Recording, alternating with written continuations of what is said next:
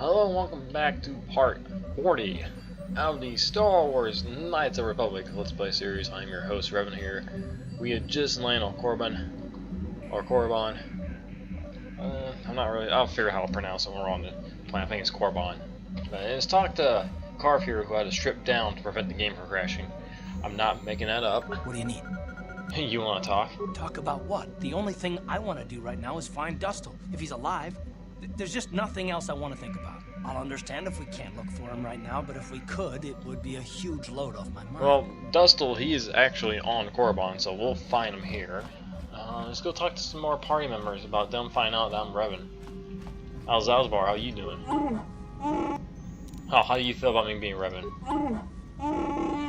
It doesn't matter if you're called Alabama Johnson or Revan. I swear like that to you. I swear to God, Revan's a lot better name than Alabama Johnson. It's funny if you play this game and you actually name yourself Revan. Like, it doesn't matter if your name is Revan or your name is Revan. How can you possibly be Revan? The Jedi whose troops saved me on Taris. It was Revan leading an army out to defeat the Mandalorians. It was you. I knew when I heard that you had become the Dark Lord of the Sith that something was wrong with it. The man who saved me could never go completely to the dark side. Johnny, you were not at all in that conversation back there. It is good to know that you have truly changed. It gives me hope. I do not think now that I will fall to the dark side. I only have to look at you and follow by your example, and there is no way I can fail. Yeah, overconfidence will lead to the dark side too. Apparently, that's the thing with fucking Star Wars. Any emotion leads to the dark side. Like anything, you have to be pretty much a fucking robot, not to fall to the dark side. And then when you talk about robots, there's Ace K-47 there who wants to murder everybody, so that's not true either. Everything's bad. It's like the HK-4 bit. Statement. HK-47 is ready to serve, Master. So you belong to Revan originally. Statement. Yes, Master. You created me shortly after you and your apprentice began your war to conquer the galaxy. I was sent on an assassination mission into Mandalorian space, but I was damaged and unable to return to you. Exclamation. I find this most distressing. I could certainly have protected you from the Jedi and your pupil's betrayal had I returned. Yeah, no, it's probably just better if it worked out this way. Observation. You may be right, Master. This way we are reunited, and neither of us has suffered permanent termination. Yeah, am I like the Revan you knew before or no? Observation. You are different in many fundamental ways, Master. You have a concern for life that is unsettling. This cannot solely be caused by memory loss. I do not know how to explain it. Regardless, you do seem to be improved overall from the human I once knew. So, what about that Starforge? No, Master. You never did make me privy to any of the Starforge's secrets. Well, you can tell me about like. Commentary. Your former pupil is efficient and brutal, even for an organic. I rather liked him when you first introduced me to him. If I had known what he would do to you, Master, I would have gladly removed his entrails right then. Answer. It was you who programmed me thus, Master. Your pupil once asked me what I thought of him, and I informed him of his meatbag status. He was unimpressed, but you found the reference humorous. You changed my programming so that I would continue to use the term. It drove your pupil to extreme lengths of frustration. So right now it goes to the original meatbag. Observation. Of course you do, Master. You did then as well. Alright. Well, that's it. As you desire, Master. Signing off. Alright, so this is kind of like do a little quick conversation what to do see you what want? everyone thinks. Like, tell me more about the Mandalorian Wars and The I war we kicked had your with the ass. Republic was supposed to be the most glorious battle in our history, but it was a very costly one. I guess we didn't think of how much we could lose in it. How much didn't you lose? There weren't many of us after that last battle. Mandalore himself was killed at the hands of the Jedi Revan. AKA The me. best of us could not defeat him.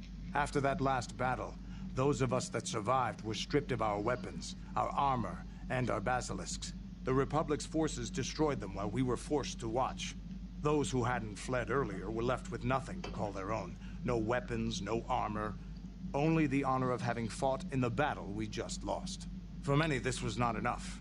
While the rest of us were sent into exile on the Outer Rim, they tried to relive the old days, raiding worlds. They're nothing more than bandits now. You eventually came to Terrace. Yeah, I came to Terrace. And forcing for Davik was not stimulating. The gangs on Terrace and Davik's rivals were trash. They give no thrill in battle, no honor or glory in defeating them. It was like stepping on bugs. I sought worthy challenges, but the best that Terrace could offer were nothing to me. But I think now, with you, I may finally find opponents worth fighting. Yeah, you are worthy a companion. Yeah, that's a fuck it. Maybe later I'll tell you more about what it was like to work for Davik. For now, though, we should get on with our lives. Is there something else you want to know? Nope. Your choice. Yeah, who cares?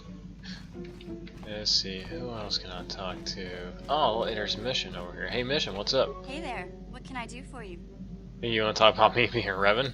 Everybody. It seems to me that if you don't really remember anything about being Revan, then it doesn't really matter anymore. You are who you are now, right? It doesn't bug you at I all. don't see the Sith Lord standing here. I see a friend who's been with us through thick and thin. Remember, Malik's the one who tried to destroy Terrace. Yeah, that's nice. Let's see, who else? Who else can we chat it up with? I think that might be... Oh, wait, Jolie. Why is he always in the medical bay? Got something on your mind, dude? Why didn't you believe Jedi? Who said I left the Jedi? Well, technically I was only a Padawan. Not that that makes a difference to most, but as for the Order itself, no, I never left it. It left me. And why you mean it left you? You know what I hate? Well, lots of things really, but I'm old and easily annoyed, but that's besides the point. What I really hate are how most people view the Jedi. Everyone thinks that the Jedi are perfect, that they can do no wrong. They think the Jedi Council is completely incapable of injustice. I guess you aren't as stupid as you sometimes act. No doubt you've been on the receiving end of Jedi justice at least once, eh? And oh yeah, the whole brainwashing thing, oh yeah. Side.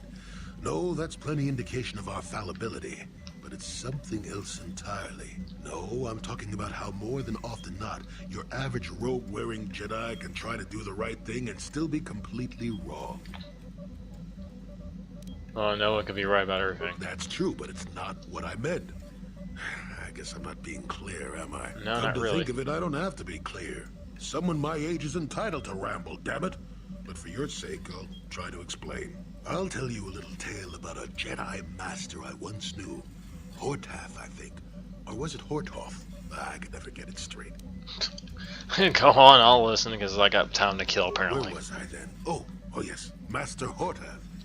He was a kindly old Jedi who meant well. But the most nearsighted thing in the Corps, I swear. He would walk into walls, knock over tables, mistake apprentices for rancor beasts. His vision was that sort of bad? thing. And he was too proud to submit to proper treatment. Can Some he use like the councilmen Force urged, and see? Use the Force, Master Hortath. Allow the Force to see for you.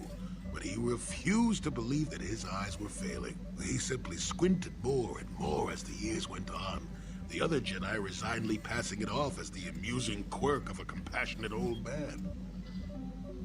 Yeah, go on. So, one day a young Padawan meets Master Hortath in the courtyard and, not knowing of his blindness, asks him for directions to the council. Quite sure of himself, Hortath gave the lad directions, which happened to lead back outside and away from the Enclave. The Padawan is confused, naturally, and he asks if Master Hortath is sure, and of course Master Hortath says that he is. The Padawan suggests that perhaps he should ask someone else, but the proud Hortath now feels insulted.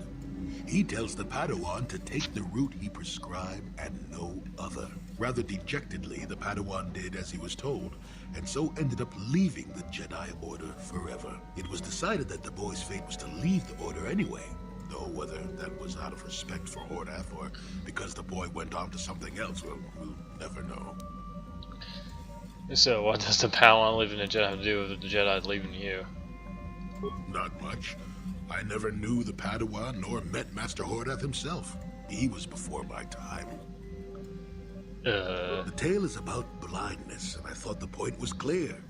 At any rate, you think about it.